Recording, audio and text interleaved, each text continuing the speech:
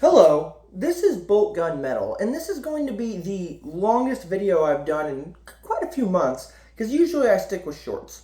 This is going to be a long video because it's what I feel the most passionately about in the Warhammer universe and in the miniature collecting as a whole. I love creating my own lore within already made up stuff. It's basically making your own fan fiction for while you play the game.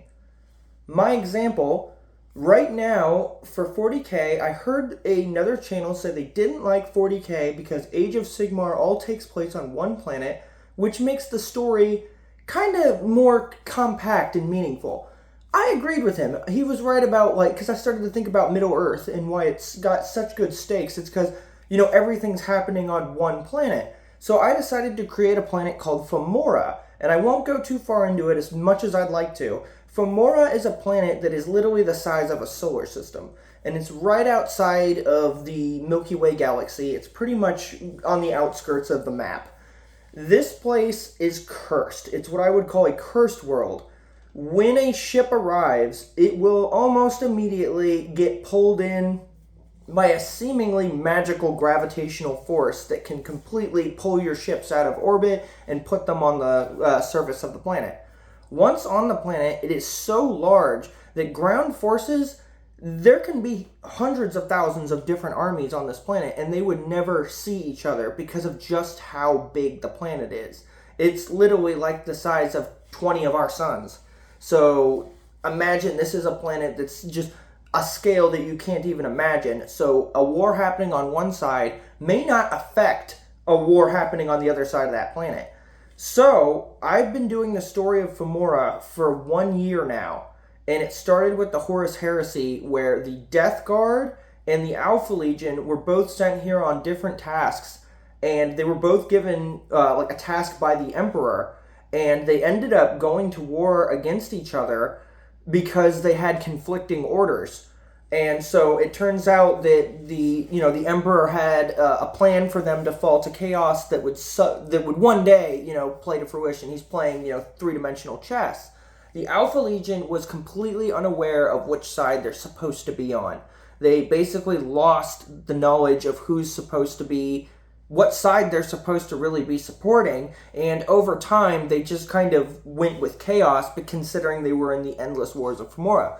Femora as a combat zone fucking sucks, I'll just say that. It sucks. It's a place where the plants are only fed by dead bodies. They do not need water. There is no need for that. There is no precipitation that would be required because the rain is usually like acid rain and stuff like that. The plants all grow when somebody dies. So if you see this grass in the background, that is where maybe a squad of soldiers was killed in battle.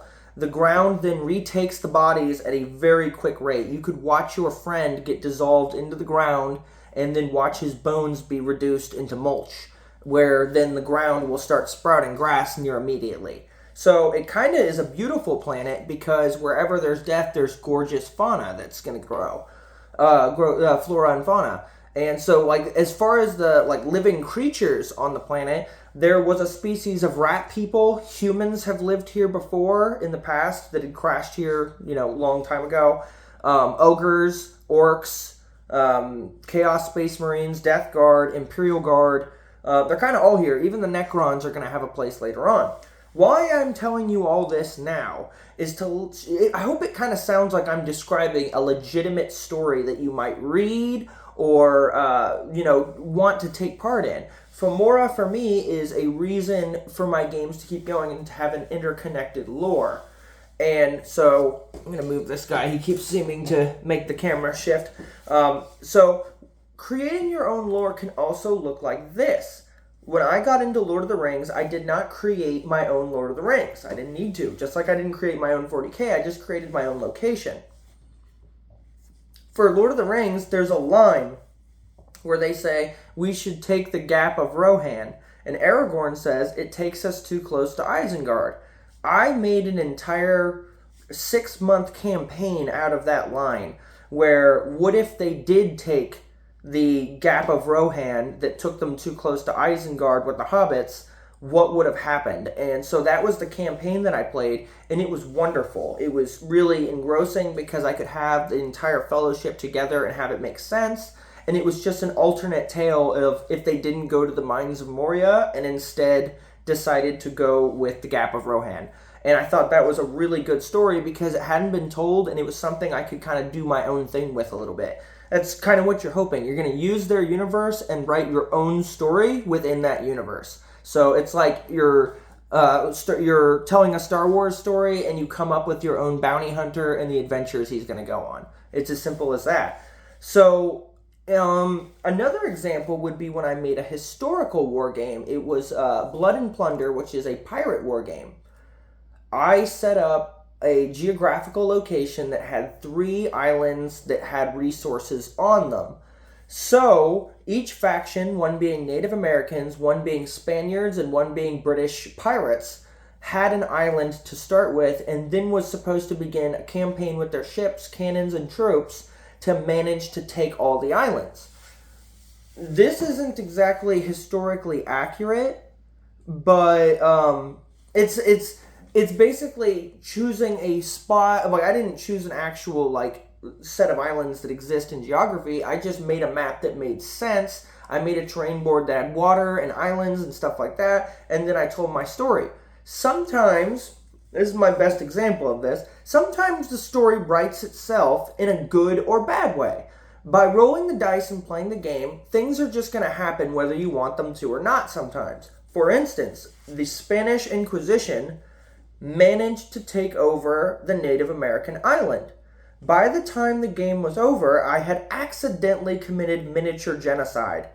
By eradicating the Native Americans on every island, eventually they didn't have a homeland and couldn't keep spawning in.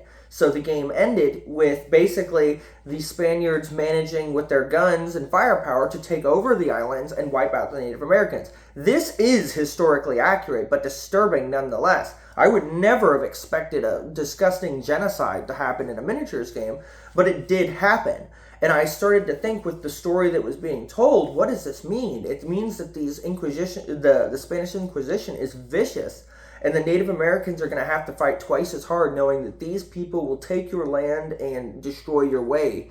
And so it ended up shaping the story, whether I liked what happened or not. I didn't like it at all. I kind of wanted to erase the memory and be like, that didn't just happen. But it did. So I decided it's part of the game, and it's going to influence the Native Americans to fight differently, use more guns, and get some revenge on these sick Spanish Inquisition members who were taking over their islands. Finally, when I played Star Wars, it was Star Wars Legion, I didn't create much of anything new. And this is probably the least, least imagination I really used. What I decided is we would use a location that I quite love, and it's Tatooine. So I bought a bunch of Tatooine buildings and built a desert world, and decided that the reason clones, separatists, the Empire, and the rebels were all fighting for this place was because there was still, there was still a droid factory that was functioning and making droids, and the scum and villainy of the planet were going to weaponize them, so the clones that are left are kind of sent to go stop that from happening. So basically it was just using what already existed and coming up with reasons for maybe why the prequel stuff is there. Why are the clones on Tatooine? Why are the droids there? Why are they all there at the same time? That's all I had to come up with, is why is there clones, stormtroopers, droids, and rebels all in the same place when that's not really accurate. And we just came up with, this is a splinter cell of the clones that is still fighting for the Republic. They're still following orders as if this war hasn't ended, while, the Empire is their replacements, and if they see each other, they will engage in battle. So you basically come up with your own lore based on what you are given. So when I suggest, say you're starting with, would go 40K, and you've got a painted army, and that's really where I'd start with the lore, is when you paint that army. If you paint your Imperial Guard red with white stripes and a bunch of ribbons and shit like that, it's going to look like they're British redcoats. That's going to look like the design you're going for. So then the lore could come from, they're a royalist unit that usually doesn't fight on the ground and used to fight within Titans, but because of the wars of 40k have been reduced to a ground fighting force, and now all they want to do is smash the enemy and get back into their Titans one way or another. There, you've written a quick little story that can really keep going. My Imperial Guard were actually made after a friend that took his life, and that's too serious for this channel, but that is the case. I named it after his address. His address was 804. I made it the 804th Mobile Infantry Army. And I even named it after his last name, which is slightly changed, but I made it the Freeburners, which is a slight change up of his last name. So I made their lore, that it was this pig-headed, angry kind of unit that is just gonna kind of fight with guns blazing and like a patriotic scowl, and that was really who my friend was. But sometimes your army is like, when you write them, then like the things that happen in the game, it really makes sense, or maybe it doesn't. For instance, I made a video about the time Makari, the little goblin grot, defeated Abaddon, and it didn't fit into my lore. I've got this 1 year battle of ongoing stuff going on with Femora, the thing I mentioned and described earlier, the massive planet for 40k that I came up with. And in that world, somehow the most powerful Sauron-like being is defeated by a lowly golem-like creature. And it's like, okay, how do I make up for this? So I decided that when Ghazghkull, Thraka, and Abaddon were fighting, and Ghazghkull was defeated, it brought out like a new side of Makari. And what it was is he truly believed in himself when he went after Abaddon, so that he had the power of the orc psychic channels of, whatever they believe is true. He believed he could destroy Abaddon after he saw his best friend and master die. He believed in himself enough to straight up break the rules of reality and destroy the enemy. And I'm like, now that's dope, because now Abaddon knows he's not invincible, and even the smallest thing could crack his armor. And so he knows he's as vulnerable as everybody else, and so does his army. So it told a little story. What I like to do is have my lore basically be written by the results of a game. For instance, I'll use the example I'm doing right now. Right now I'm doing a 4-way apocalyptic battle that I will take a moment to show the channel. Here is the Imperial Guard on the 6th turn with reinforcements and fighting. Here's some of the Death Guard. They're very spread out. There's not that many of them left. Over here is a huge horde of orcs and a decent amount of Alpha Legion that's left. There's very few of them. So that's the game that's going on right now. And what I did with this is it's been going on for about a week and a half to 2 weeks, something like that, maybe 7 days at the least. And what this battle is basically just all the factions fighting until one of them clearly seizes like a I'm the best position. In this fight, it's very loose rules. I'm allowing respawning of units for most of the time that the battle's going on. You can respawn stuff. It's pretty light rules like that. I'm playing with no command points, so it's a nice simplified version of the game. Nobody can re-roll. Like, it's just basically, it just makes it simpler for so many armies running at the same time. Creating your own lore basically gives you the ability to take losses and victories however you want. Say your army was fighting for this castle, like the camera is within right now, and you really, really thought it would be good for their story if they were able to hold it. Well, it turns out they can't. But let's say they go down fighting, and they're firing their weapons, and they're giving it just everything they've got, but they're cut off, and there's no escape. And so you go down with bayonets fixed and give your last shot. You can tell a story of how your men fought valiantly for this castle, but in the end, the enemy overpowered them despite their will. And it's like you're writing, the dice in the game are going to write the story for you, and then you can just pick up the notes. What I do is I use a notebook, and I'll kind of write down or even doodle out kind of the scene that happened as kind of like you could even use a camera and use your phone and take pictures of like setups and table battles and stuff. That way you could have records of what your army has done and what they've accomplished.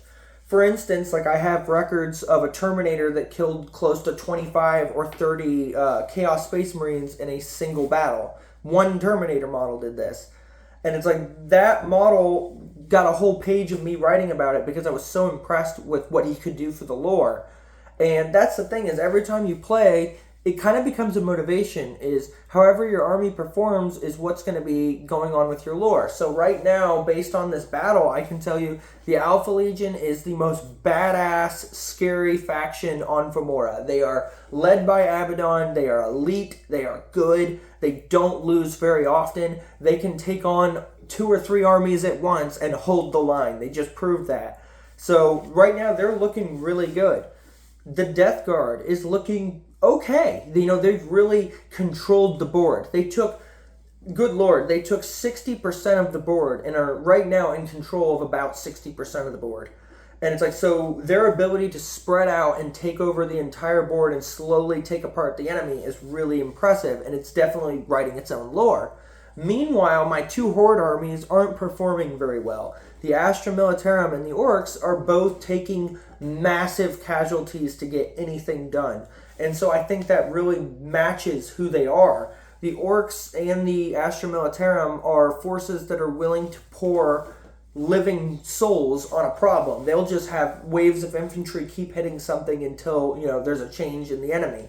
And so the Astra Militarum is fighting really hard and stuff, but they're just losing so much more than everybody else that it kind of tells a story that for the Imperial Guard to play with these other armies, to fight these very powerful forces, imagine they're on a planet where the other forces they're fighting are the Orcs, the Alpha Legion Chaos Space Marines, and the Death Guard Chaos Space Marines. Those are the 3 armies that they're going to face, and they're all very powerful. So they basically, for them to get a victory, it's like Starship Troopers. They're going to have to take a lot more casualties than you'd think to get 1 or 2 of these guys to go down.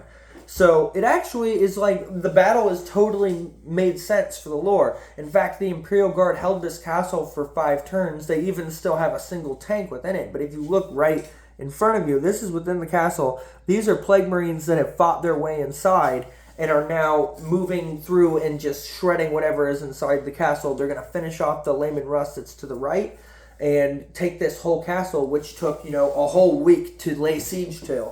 But so I would say, what did I learn? My Alpha Legion is an elite army that can hold the line in close combat or at range and is able to take on more than its weight in points. Like it could take on 4,000 points with a 2,000 point list and look good doing it before they lost. The Death Guard are the ultimate siege troops. Their ability to take it and get inside the castle, the Orcs lost 2,000 points attempting that and never really infiltrated the castle at all. Well, when the Death Guard got there, they seemed to just walk through the defenses and take very few casualties in doing so. So the Death Guard are my siege troops. They walk in a strong line and they can dish it out in close combat and dish it out at range just about the same. They're not the most powerful, but they're able to take it. So my most powerful armies are my Chaos Space Marines right now. So that's going to tell the story. Right now, Abaddon is leading the most powerful army on Femora, and if he ever wants the Death Guard to fall to him and fall under his banner, which is exactly what he wants the Death Guard and Typhus, who is here, to basically fall to their knees and worship him as the new Horus, like the Alpha Legion has. The Alpha Legion both sides didn't know the results of the Horus heresy. And so this is my coolest part of lore. My 2 armies, the Death Guard and the Alpha Legion, fought the Horus heresy for 10,000 years, from 30k to 40k, because they didn't know that the war was over. And so through demonic means and other possibilities, they were able to give themselves prolonged life. That way they could continue fighting the Horus heresy for literally 10,000 years. So for them, they never knew that the Emperor died, and they never knew that Horus was destroyed.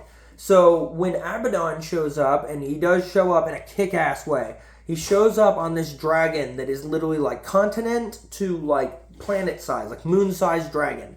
and it's a lot like the one that's inside Mars. It's this incredible thing. It has a huge carriage on the back with thousands of troops and stuff. It shows up. It's this badass dragon. It shoots a hole clean through Femora because Abaddon has heard of this cursed world and has no intention of actually messing with it. He decides he's going to destroy it and basically avoid this cursed world, even though he could go there and recruit the Death Guard and Alpha Legion that are still fighting there, which was his initial goal. But as he gets closer, he gets this feeling that there's something about Femora that is more dangerous than even himself. And just as he feels that, he lets the dragon blow its subsonic, like laser breath basically, and it blows a hole, like a gunshot hole, clean through the planet. And this happens, and he's feeling like the planet's going to blow up soon, he's going to succeed, the beam's still going, when suddenly the dragon is pulled in by the gravitational pull of Femora, and is actually ripped into that hole that was just made through its surface. And so the dragon is pulled into this gaping hole in the world. And so Abaddon crash lands. Basically, his entire legion that he brought with him is dead. The Black Legion or whatever they're called, they're all dead. And so he is without an army, but still very powerful. So he kind of presents himself to the Alpha Legion as, I'm Horus's messenger, I'm the new Horus, follow me. And so they do. And so that's kind of what's going on with the Alpha Legion, is they're not exactly evil, they're just not really aware of which side is right or wrong. They don't know if Horus won, they don't know if the Emperor was right, so they're kind of lost in a sense. And they play both sides, but the truth is, at this point, they themselves have lost any connection to which side they're supposed to be fighting for. So for them to join Abaddon was a dark decision. They decided to basically go pure chaos and basically abandon the Emperor. The Death Guard, on the other hand, have attempted to fight alongside the Astra Militarum, only to find that their contagions basically have created a poxwalker problem on Femora. And so now there's zombies everywhere from the Death Guard trying to have a healthy interaction with the Astra Militarum. They just spread their diseases on accident. And so they have such a toxic relationship, even though the Death Guard is fairly friendly to the Astra Militarum, because if they interact, they just die. The Astra Militarum is terrified of them and will fight them the second they see them. So basically, like, the forces that have happened, it's like throughout the games, certain factions have, begun to have, like, rivalries. Like, the main rivalries are the Alpha Legion and the Death Guard. That's the number one rivalry on the planet. Those two have been going at it for 10,000 years and aren't going to be stopping anytime soon. Then the new rivalry is the Orcs and the Astra Militarum. The Orcs' name is the Megadeth Mob, and here's a little example of how to write some lore. My favorite band is Megadeth. It has put me in a good place for many years, and I respect that band a lot. So I decided that I would name my entire orc army after the lead singer, and the band would be named after the title of the band, Megadeth. So the army is named after Megadeth. What Megadeth actually means, like it's an actual term, is 1 million deaths by nuclear bomb. So if you said it costs us 18 megadeaths, you're saying it would cost us 18 million nuclear deaths. So a megadeath is 1 million deaths due to nuclear weapons. So I came up with this story that the orcs live underground in a place called Grimlock. That's this massive underground tunnel network in cities that are all underground throughout Femora, and it's an interconnected, horrible underground realm. There is a rat population that are like the Skaven that use guns and swords, so like a 40k Skaven. They're not actually represented on the tabletop. This is just an idea. Maybe one day they will be. The rats, the Skaven people, breed so quickly that they're really hard to control in the gutter-like world of Grimlock. So the orcs, despite their ability to breed quickly as well, were actually completely outnumbered by the rats and found themselves facing extinction. So their leader, Grave Mustaine, named after Dave Mustaine, the lead singer and guitarist of the band, he decided that the only way for them to defeat the rats was to start inflicting 1 megadeath a day. They needed to kill 1 million rats a day in combat to basically sustain themselves and be able to breed out the rats eventually. So they began this really vicious campaign of killing at least 1 million rats a day. And it was a very vicious Vietnam-like war in the tunnels and nasty caverns of Grimlock. And so it was just this really shitty combat experience that even, orcs are usually wild and having fun with combat. The orcs actually got burned out because they were fighting rats 24 hours a day with no time to do any other thing but war. And it wasn't like they were warring because it's fun. They were warring because if they didn't, they would be outbred and destroyed. And so it kind of made these orcs a little bit different in the sense that they kind of became a militarized force that, knows how to work together, follow orders, and use tactics in order to sustain their existence. These orcs are deranged from basically an orc version of post-traumatic stress. They've spent so much time in the dark, unable to see the rats that are scurrying around them in the caverns and whatnot, that it's gotten to a point where the orcs will just start shooting at anything that moves because they're jittery. Like they think anything is an enemy. They basically have spent too much time in the shit. Whether they like it or not, it has affected their brains and made them pretty much rattled. They've all just spent too much time in the shit. And so that's the orcs. And so a lot of their story has to do with the fact that Ghazghkull Thraka showed up, the most powerful orc in the galaxy, showed up to Femora, and he wanted to lead this Megadeth mob in a wonderful wog across Femora. The only problem is Grave Mustaine has been leading them and led them through this rat war that was disgusting, dirty, and difficult. Well, when Ghazghkull Thraka shows up, he straight up ends the rat war that day. He goes to war with the rats, kills so many of them and so many of their leaders, including their champions, kings, everything like that, in a day, that the entire rat population becomes enslaved to him within 24 hours of his arrival, and they also worship Ghazghkull as a god, like the orcs and the rats do. So they ended up with the rats, which are also the food source of the Femora ogres, which are these underground ogres that eat and feed on rats because that's the best thing they can get is the rat people.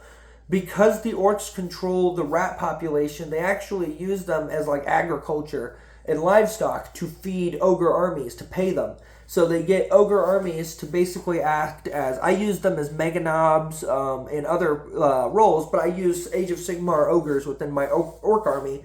That way it has the feel of a more mixed army that has different sized troops and different species, kind of like what you'd see in Lord of the Rings.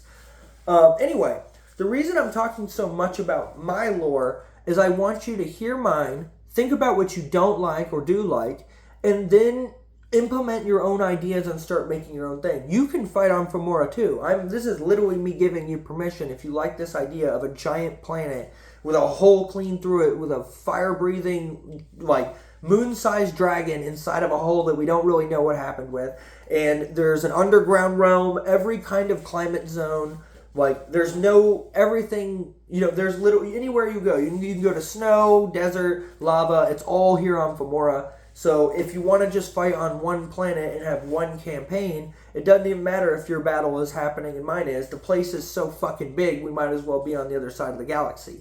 So that's why I'm saying this.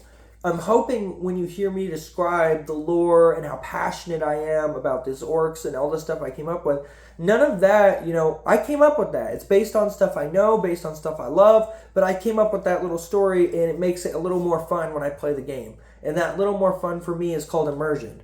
It makes me more immersed when my troops have real stakes, real reasons to be fighting, real goals.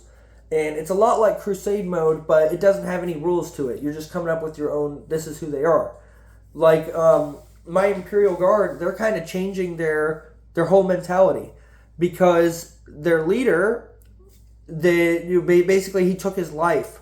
And, like in real life, like I was dealing with, and he did it in a heroic means. He was doomed to be eaten by ogres and blew up his tank to basically destroy the ogres, which actually did happen. The ogres surrounded Elaine Russ. They were destroying it. It blew up. I rolled a 6. It exploded and killed the ogres. So basically, he took himself out. The story I told is the secret was he went inside of his tank, put his las pistol to his temple, and fired. But when he fired his weapon, it hit a fuel tank and ruptured the entire tank, blowing him up. What people, like the soldiers, believed is that he shot the fuel tank on purpose, destroying himself and the enemy. He was remembered as a hero when in reality he was just a person trying to escape a very severe death, which is kind of like what I went through with my friend. So I put my trauma, the things that suck. I spent 4 years in the Army miserable as hell with the infantry. I was a medic, and I don't want to talk about that. I put all of that into these armies. In fact, they all have a representation of a great force of nature, basically. My Imperial Guard represent order. My Alpha Legion represent chaos. My Death Guard represent death. What do you know? And my Orcs represent destruction. So they're all these forces of nature that are facing off against each other, and it creates really interesting lore. If you were to try to create your own lore, I say start with the paint job, with the numbers that you're going to throw on that tank. Look at this Cadian Layman Russ. If I can get it kind of in there. If you look at the paint job, it's kind of a green and tan. It's got Cadia written on the side of it right there. And it's okay, it's got a little bit of a story. How about this commander up top who looks like he's pretty competent and he's trying to man a gun and give orders at the same time? And maybe the antenna is because he's the commander. Anything like that. From building the models to painting them, that's kind of where the lore begins. To me, this tank looks like it'd be run by some bullheaded bulldog type person who just wants to charge in like his tank is a battering ram because it has this big plow on the front of it. And it's so designing your models and painting them, that's where you should begin writing your lore. Then when you start playing the game and things start happening and you see how they perform, how they act, and how you do well with the army, that will start telling you who they really are. At first, I see it this way. When you get them on the sprue, they're unlimited potential. Once you glue them and choose your options, you've chosen who they are and what their role is going to be. Once you put the paint on them and they're all finished and ready to go, you've chosen their unit, who they fight for, and probably even why at that point, because you've decided they're all Catachan, and so they're all jungle fighters, and so all of them are going to be painted like a little jungle trooper. And so once that troop is painted and you have that little jungle trooper, well, guess what? Maybe your army is Catachan now, or maybe you've decided your army represents Vietnam or something of that effect. It's when you throw the paint on that you might really start to get your lore going. But to me, the real end all is when you have a name, you put a name to that army, you can get the name from something it does. My army has a lot of flamethrowers in it, so it didn't totally not make sense to have them be called freeburners, because they have a ton of flamethrowers. So freeburners, it makes sense. My Death Guard are called the Buzzsaw Detachment because I have every one of them with, let's see, can you even see that? If you look at the front of the gun, there you go. There is a buzzsaw sticking off the front of it. And that is that was the story thing, is that they all had buzzsaws, and they used to be the unit you would call in if you wanted to destroy something of Nurgle's. Now they've become the kind of unit, that spreads Nurgle, but they used to be a containment unit. I think they were CDA, Containment Detection Agency, or something like that. Something like this. It was actually from Monsters Inc. From the Child Detection Agency from Monsters Inc. I just named them after that. So you don't even have to be totally original. You just kind of steal ideas from our things and mix it up. You're not going to get copyrighted or anything. So it's okay to do that. I add names I don't give every character a name. That would be difficult, like if I gave every miniature a name. But I will give names to single characters, that's Ignatius. This guy, that's been Ignatius for a while. The leader of the Alpha Legion, he is what is he? Something Kane. Solid Kane, kind of like Solid Snake. He's Solid Kane. Then there's Grave Mustaine. And then I have my two generals for the Astra Militarum, which is Grouchy and Gerard, which are the two generals of Napoleon. So you can actually add some historical stuff in and kind of add a little bit of historical representation. I even have them in kind of French uniforms. So writing your own lore is your way in this world of having control over a story and writing it without being expected. You're not writing it for anybody but you. Femora is my story just for me that I enjoy, and if anybody else wanted to, that's great, but I'm not going to take any offense if somebody wants to do their own thing or has a better idea or isn't interested. It's your own lore. So you have these painted armies. Maybe it's time that you start coming up with who they are and what their goals are. Maybe they want to take over a series of planets.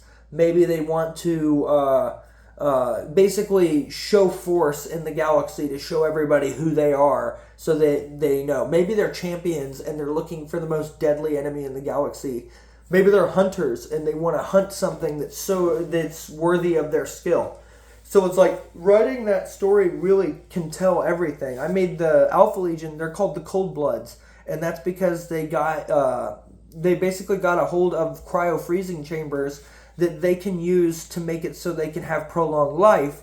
By basically what they would do is they'd have their men fight for about a week straight, go into cryo for a year, fight for a week straight. That way they wouldn't age as quickly during the 10,000 year war. And so they became called the Cold Bloods because they went and froze their blood inside of a cryo freezer to stay alive. Also because they're cold-blooded jackasses that'll use any tactic to win. They're basically a highly intelligent guerrilla force that has better shit than you do.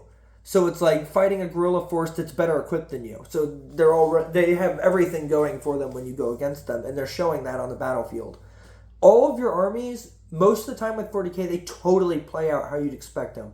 Like, your zombie army is going to move slow. Your Imperial Guard human army is going to have very vulnerable humans and very powerful vehicles. The orcs are going to charge straight into battle and chop things up into oblivion. And chaos is going to alternate between gunning you down and charging in and chopping you in half with a chainsaw. And it's going to do both of them just fine. And it's like, I'm really enjoying it. And so writing your own lore is one of those things that I think it's just, you don't have to do it, but if you're into this hobby, why not have your army have a personal name and background about who they are? You know, you still play the Death Guard, you still use all the rules of the Codex books and stuff, but you get to have a say in who they really are. This is the Buzzsaw detachment down here. They are an element of the Death Guard that got lost on Femora, but deep down they're the Buzzsaw detachment. That's who they are. They were these good guys that were supposed to go in and get rid of Nurgle infestations no matter at what cost. And now they've become completely infested and have forgotten that they ever fought for the Emperor. But when they see the Imperial Guard, part of them still feels empathy. They remember fighting alongside these heroic humans who saw them as living gods, and now they see them as putrid monsters, and they know it. So I like to humanize my bad guys. I think it makes the game way more fun and tragic, because it's sad when all your orcs die, when you see them as a living species that's trying to survive on this really nasty planet. But creating your own lore is your way of basically deciding the who, what, when, where, and why of miniature gaming. And I think, what else, other than being a coder, for like being the guy who makes the codes for a video game, where else are you going to get to write the story, decide the designs, and make it all play out in a game? So this is a 40-minute video about writing lore, coming up with your own lore, hearing about my lore so you can kind of get the idea of what I did so you can maybe copy it or make your own that's way better. I think everybody could come up with a lore that's special for them, that makes it exciting to go play a miniatures game of any type. I described earlier doing pirate games for historical games, Star Wars and Lord of the Rings. You can do making up your own lore from anything, from any line of a movie, from any idea that you come up with. And I hope I said something to motivate you to write your own lore and knock it out of the park. Thank you for listening. This was Bolt Gun Metal. If you haven't subscribed, that'd be great. I mainly do shorts. This is very uncommon for me to do long videos, but if they get attention, I might transition to big, long videos like this.